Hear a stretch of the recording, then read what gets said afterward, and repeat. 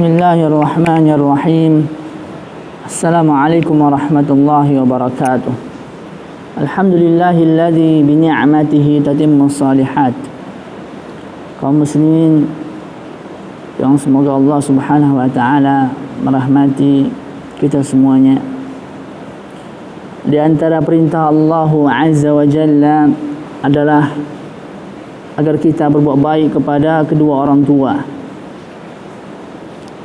Kata Allah Azza wa Jalla, firman Allah Azza wa Jalla dalam Al-Quran banyak sekali yang menyuruh kita untuk birrul walidain, berbakti kepada orang tua, berbuat baik kepada orang tua. Kata Allah Azza wa Jalla dalam Quran surah An-Nisa ayat 36, wa'budullaha wa la tusyriku bihi syai'a wa bil walidaini ihsana. Sembahlah Allah dan janganlah kamu mempersekutukannya, janganlah kalian mempersekutukannya dengan sesuatu pun, dan berbuat baiklah kepada orang tua. Kepada kedua orang tua berbuat baiklah. Dan Allah Azza wa Jalla juga berfirman, qul ta'alu atlu ma harrama rabbukum 'alaikum alla tusyriku bihi syai'a wa bil walidaini ihsana. Kata Allah, katakanlah, marilah ku bacakan apa yang diharamkan atas kamu oleh Tuhanmu, yaitu janganlah kamu mempersekutukan sesuatu dengan Dia. Berbuat baiklah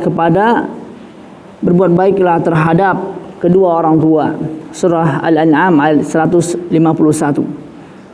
Begitu pula firman Allah Subhanahu wa taala dalam Quran surah Al-Isra ayat 23, وَقَضَى رَبُّكَ أَلَّا تَعْبُدُوا إِلَّا إِيَّاهُ وَبِالْوَالِدَيْنِ إِحْسَانًا. Dan Rabbmu telah memerintahkan supaya kamu jangan menyembah selain Dia, dan hendaklah kamu berbuat baik kepada ibu bapakmu dengan sebaik-baiknya. Ini kepada kedua orang tua kita dengan sebaik-baiknya.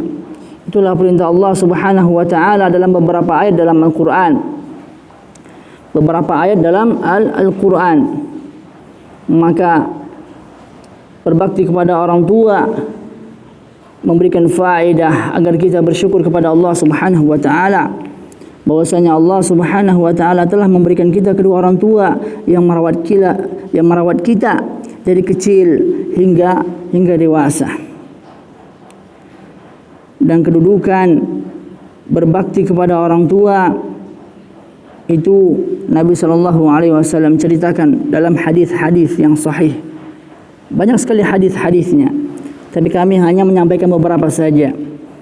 Ketika itu ada seseorang sahabat yang ingin pergi berjihad, maka sahabat itu meminta izin kepada Nabi Muhammad SAW. Maka apa kata beliau alaihi salatu wassalam? Ahayyun walidak? Qala na'am. Apakah kedua orang tuamu masih hidup? Maka laki-laki tadi menjawab, iya. Maka Nabi Muhammad SAW bersabda, fafihima fajahid.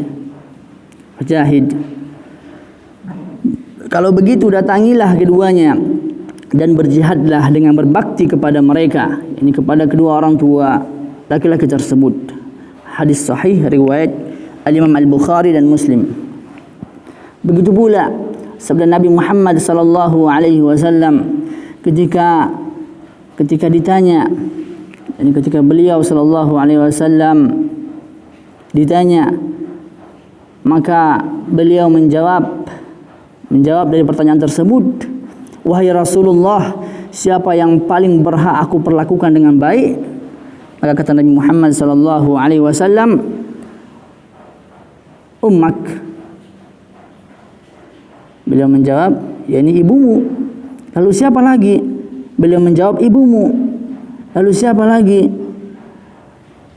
Beliau menjawab SAW, ibumu.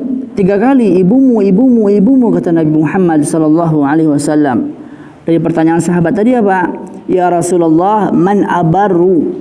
Wahai Rasulullah, siapa yang paling aku berhak perlakukan dengan baik? Ibu mendapat 3 kali bilangannya. Ini menyatakan bahwasanya ibu sangatlah mulia, di sisi Allah Subhanahu wa taala. Kebaikan-kebaikan yang ia lakukan, meskipun pemimpin adalah seorang suami, dan ibu pun harus berbakti kepada seorang suaminya, gitu kan?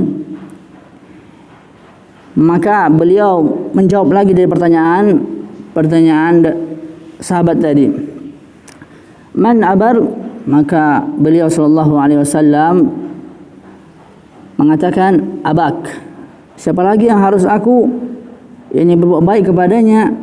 Maka beliau sallallahu alaihi wasallam menjawab, ayahmu, lalu yang lebih dekat, setelahnya dan setelahnya. Hadis ini hasan, riwayat al-Imam Al-Bukhari dalam Adabul Mufrad.